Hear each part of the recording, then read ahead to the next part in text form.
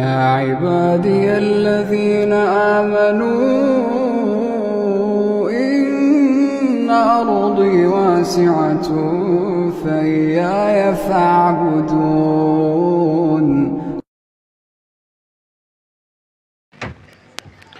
السلام علیکم ورحمۃ اللہ وبرکاتہ. الحمد للہ رب العالمین والعاقبۃ للمتقین والصلاة والسلام علی نبینا محمد وعلی آلہ وصحبہ اجمعین. اما بعد، اعوذ باللہ من الشیطان الرجیم. بسم اللہ الرحمن الرحیم. وما خلقت الجن والانس الا لیعبدون. رب اشرح لی صدری ویسر لی امری واحلل عقدۃ من لسانی یفقہوا قولی.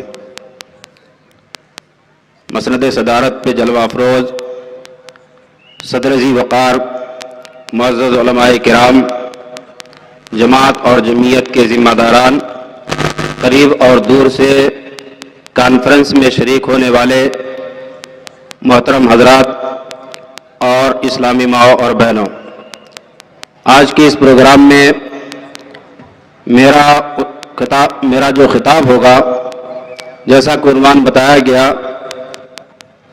انسانی زندگی میں توحید کی اہمیت و ضرورت. توحید کا مطلب ہے اللہ کی خصوصیات میں اللہ کو منفرد اور اکیلا ماننا. جو چیزیں اللہ کے لیے خاص ہیں اس میں اللہ کو یکتا اور منفرد ماننا اور اللہ کے ساتھ کسی کو شریک نہ کرنا.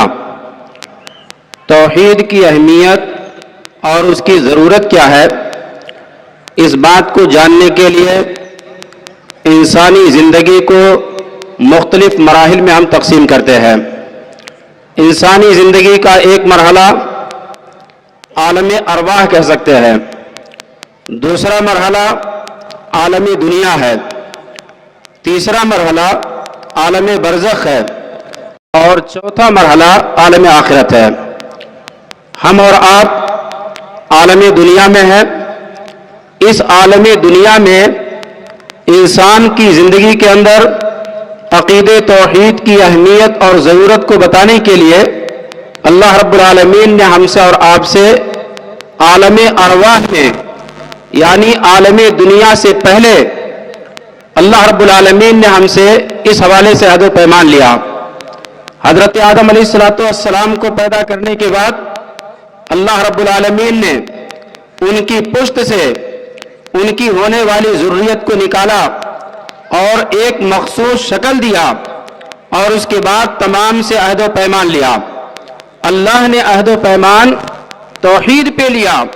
الست بربکم قالوا بلا شہدنا. اللہ تعالیٰ سے ہم تمام نے عقید توحید پہ کاربند رہنے کے لیے عالم ارواح میں عہد و پیمان لیا. اس کے بعد عالم دنیا کے اندر انسان جہاں پہ زندگی گزارتا ہے، عقید توحید کی کس قدر اہمیت ہے قرآن مجید آپ پڑھتے جائیں. اللہ رب العالمین نے قرآن مجید کے اندر ارشاد فرمایا کہ وما خلقت الجن والانس الا لیعبدون، کہ میں نے جنات اور انسان کو اپنی عبادت کے لیے پیدا کیا. حضرت عبداللہ ابن عباس رضی اللہ تعالیٰ عنہما کہتے ہیں کہ کل ما ورد فی القرآن من العبادت فمانعها توحید، کہ قرآن میں جہاں بھی عبادت کا تذکرہ ہے اس سے مراد توحید ہے. یہ آیت مبارکہ ہمیں بتاتی ہے کہ اس دنیا کے اندر اللہ تعالیٰ نے ہم تمام انسانوں کو عقید توحید پہ کاربند رہنے کے لیے پیدا کیا.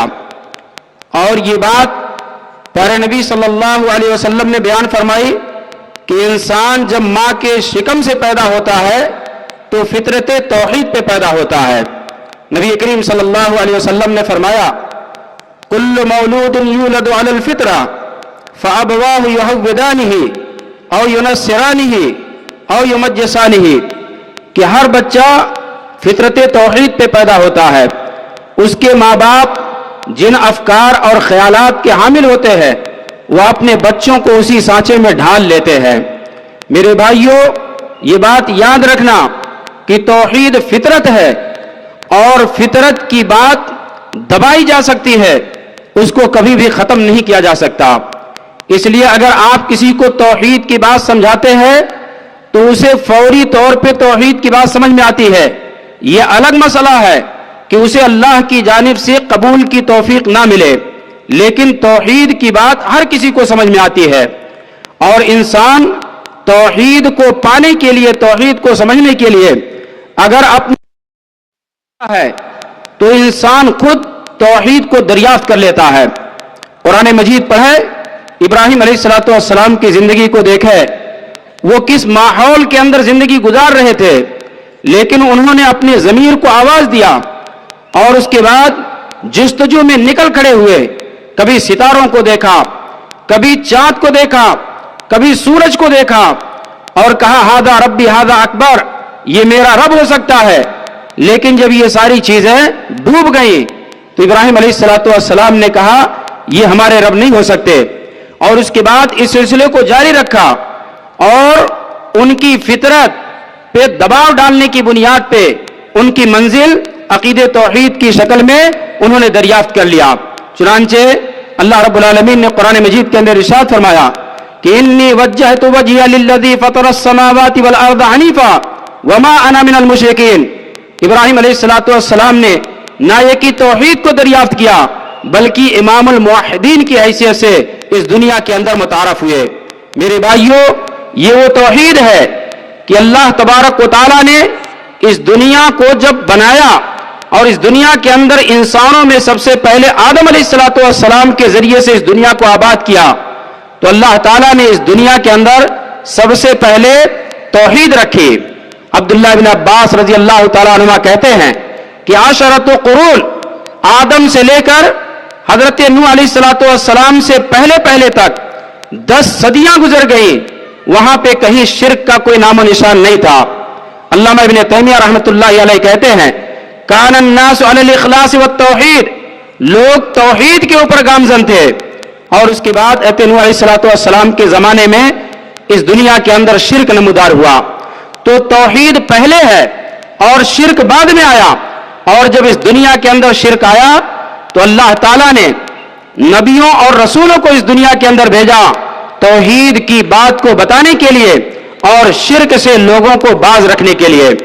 جتنے بھی انبیاء اس دنیا کے اندر آئے، تمام نبیوں نے اپنی قوم کے سامنے عقیدہ توحید کے پیغام کو پیش کیا. اللہ تعالیٰ نے فرمایا کہ وَلَقَدْ بَعَثْنَا فِي كُلِّ أُمَّةٍ رَسُولًا أَنِ اعْبُدُوا اللَّهَ وَاجْتَنِبُوا الطَّاغُوتَ، کہ ہم نے ہر امت کے اندر ایک رسول بھیجا. رسول کی یہ ڈیوٹی ہوتی تھی کہ وہ اپنی قوم کو بتائے کہ اے میری قوم کے لوگوں اللہ کی عبادت کرو اور غیر اللہ کی عبادت سے بچو. سورہ ہود کے اندر اللہ نے 7 نبیوں کا تذکرہ کیا اور تمام نبیوں کی دعوت کا بھی تذکرہ کیا کہ یا قوم اعبدوا اللہ ما لکم من الہ غیرہ. سب نے یہی دعوت دی کہ اے میری قوم کے لوگوں ایک اللہ کی عبادت کرو اور غیر اللہ کی عبادت سے بچو. نبی کریم صلی اللہ علیہ وسلم کی زندگی کو آپ دیکھیں، کوہ صفا سے آپ نے جو دعوت شروع کی کہ یا ایھا الناس قولوا لا الہ الا اللہ تفلحوا. نبی کریم صلی اللہ علیہ وسلم نے مکی زندگی کی 13 سالہ مدت میں لوگوں کو عقیدہ توحید سمجھایا اور مدنی زندگی کے اندر نبی کریم صلی اللہ علیہ وسلم نے اسلام کی تفصیلات کو بیان کیا. لیکن نبی کریم صلی اللہ علیہ وسلم کی زندگی کی نبی کریم صلی اللہ علیہ وسلم کی زندگی کی تاریخ پڑھیں تو آپ نے توحید سے اپنی دعوت کا آغاز کیا. 13 سال تک لوگوں کو توحید کی دعوت دیتے رہے. مدنی زندگی میں اسلام کی دوسری تعلیمات لوگوں کے سامنے پیش کی، لیکن توحید کو اول نمبر پہ رکھا. یہاں تک کہ مرض الموت کی حالت میں نبی کریم صلی اللہ علیہ وسلم نے توحید کا پیغام دیتے ہوئے کہا تھا کہ لعن اللہ الیہود والنصارى اتخذوا قبور انبیائہم مساجد. اسلامی بھائیوں، میری ماں اور بہنوں، انبیاء کرام کے ذریعے سے اللہ تعالیٰ نے توحید کو اس بنیاد پہ سمجھایا کیونکہ اس دنیا کے اندر ہم جو بھی عبادت کرتے ہیں ان تمام عبادتوں کی قبولیت کی بنیاد توحید ہے. اگر ہمارے اندر توحید نہیں ہے تو ہماری کوئی بھی عبادت اللہ کی بارگاہ میں قبول نہیں ہو سکتی.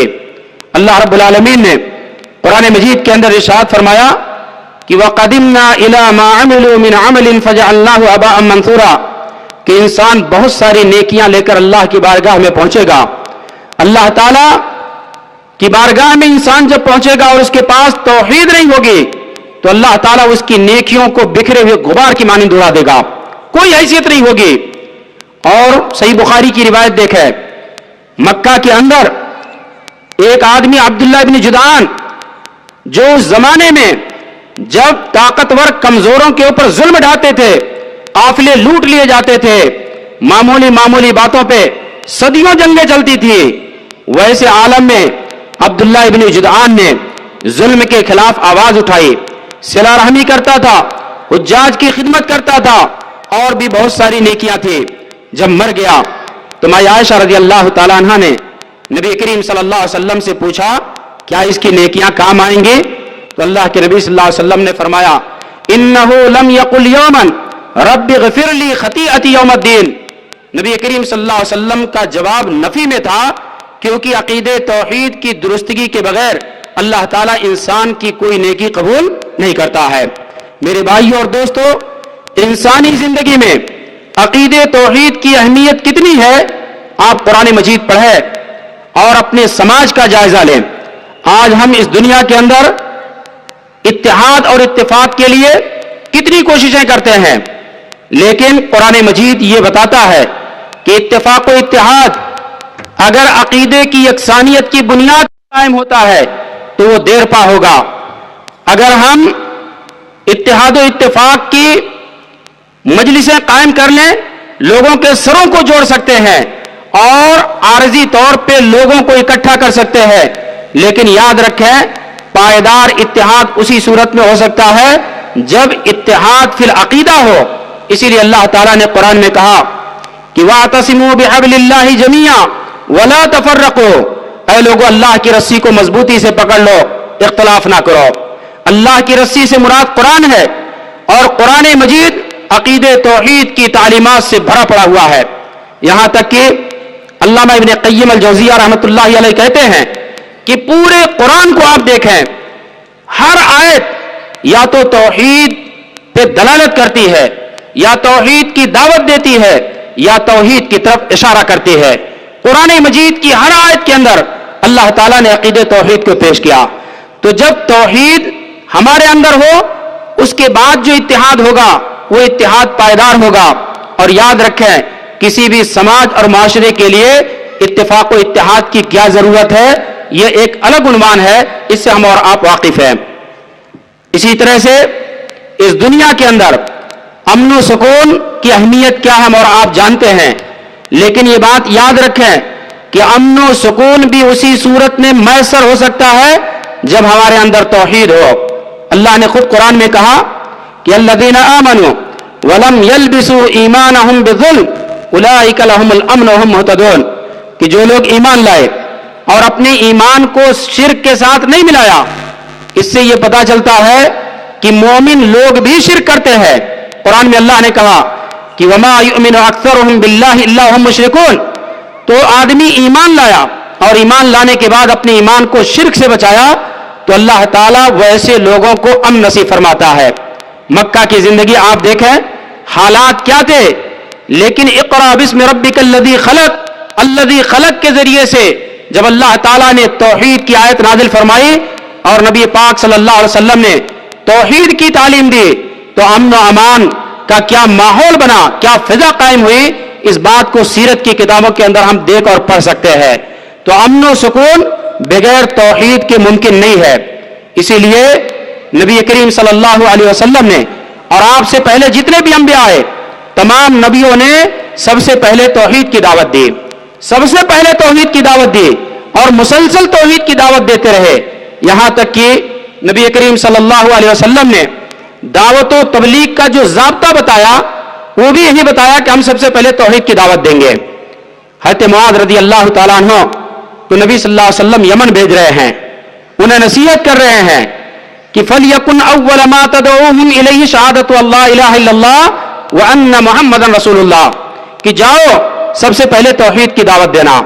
और हमारा यह मानना है कि दुनिया की कोई भी दावत अगर उस दावत से तौहीद को निकाल लिया जाए या तौहीद को दूसरे दर्जे पर रखा जाए तो वो दावत नबवी दावत के उसलूब पे नहीं है, बल्कि नबी सल्लल्लाहु अलैहि वसल्लम की दावत से हट करके है। تو اسی لیے اللہ کے نبی صلی اللہ علیہ وسلم نے توحید کی دعوت سب سے پہلے دینے کا حکم دیا اور آپ صلی اللہ علیہ وسلم نے خود ایسا کیا۔ میرے بھائیوں اور دوستو، توحید کی اہمیت یہ ہے کہ یہ جو آسمان، یہ زمین، یہ کائنات ہم دیکھ رہے ہیں، اگر موحد نہ ہو، توحید کا علم بردار انسان اس دنیا پہ نہ رہے تو اللہ تعالیٰ اس دنیا کو فنا کر دے گا۔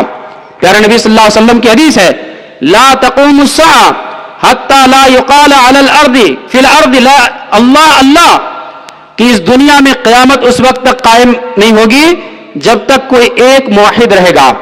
آپ تصور کریں کہ عقیدے توحید کے علم بردار ایک انسان کی کتنی اہمیت ہے کہ پوری دنیا کے لوگ قیامت جیسی ہولناکی اور قیامت کے عظیم فتنے سے محفوظ رہیں گے۔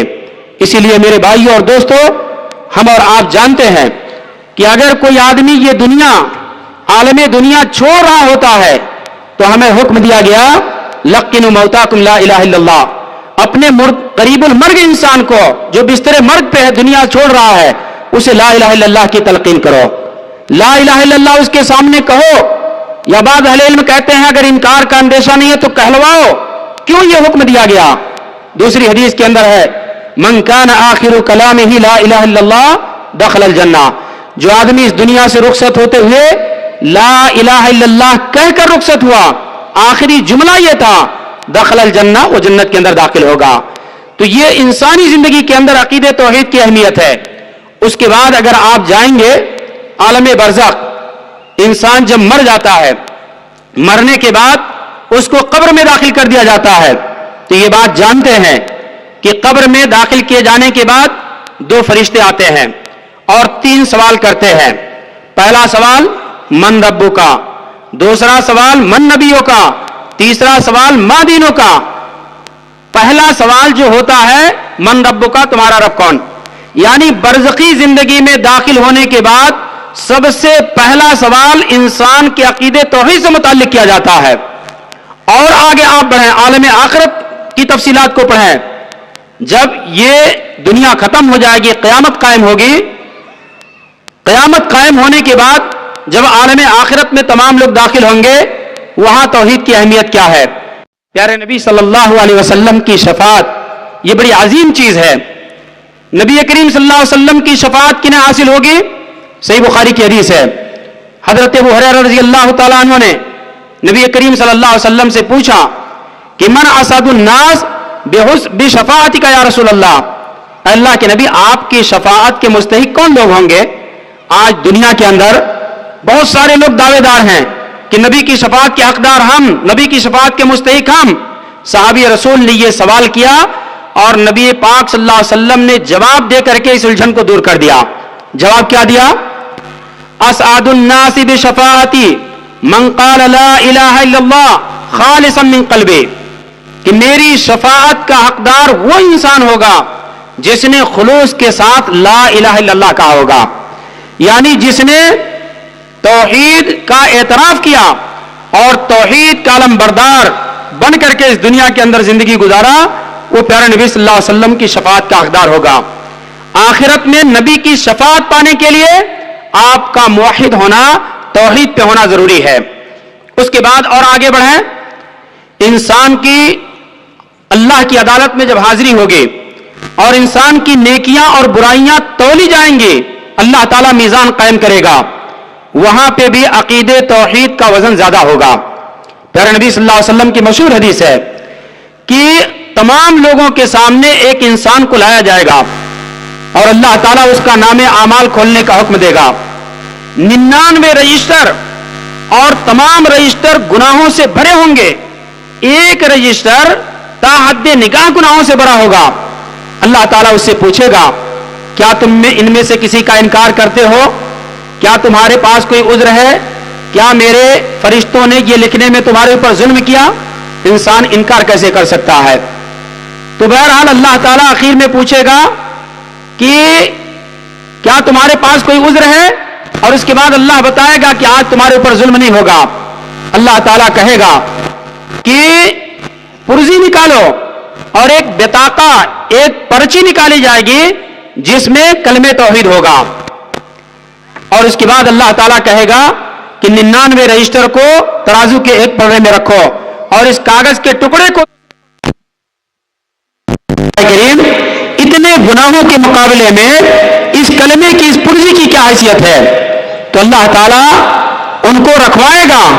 اور اس کے بعد حدیث کے الفاظ ہیں فتاشت السجلات وثقلت البطاقہ کہ وہ 99 گناہوں کے رجسٹر ہلکے پڑ جائیں گے اور جس کاغذ میں کلمہ توحید ہوگا وہ بھاری پڑ جائے گا.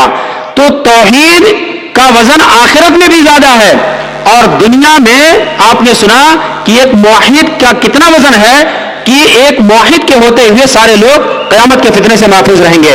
اسی طرح سے میرے بھائیوں جنت اور جہنم میں داخلہ یہ اللہ کے فیصلے کے بعد ہوگا. جنت کے اندر داخلہ بھی بغیر توحید کے ممکن نہیں ہے. پیارے نبی صلی اللہ علیہ وسلم نے فرمایا کہ من لقی اللہ لا یشرک بہ شیئا دخل الجنہ. جو آدمی اللہ سے ملاقات کیا اس حال میں کہ اللہ کے ساتھ کسی کو شریک نہیں کیا تو ایسا آدمی جنت کے اندر داخل ہوگا. گویا کہ جو شرک کیا اسے جنت نہیں ملے گی, وہ جہنم کے اندر جائے گا. انہ من یشرک باللہ فقد حرم اللہ علیہ الجنہ ومأواہ النار. کہ جو اللہ کے ساتھ شرک کیا اس کا ٹھکانہ جہنم ہے اور جنت کو اللہ تعالیٰ نے اس کے لیے حرام قرار دیا.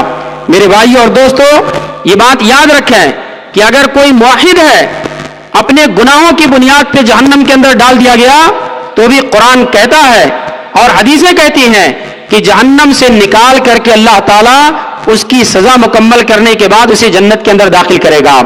قرآن مجید کی مشہور آیت ہے کہ ربما یود الذین کفروا لو کانوا مسلمین.